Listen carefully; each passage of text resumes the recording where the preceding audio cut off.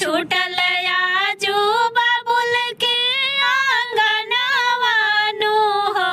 बेटी भैली पराई झर झर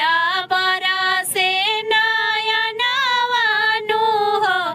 बेटी भैली पराई सखिया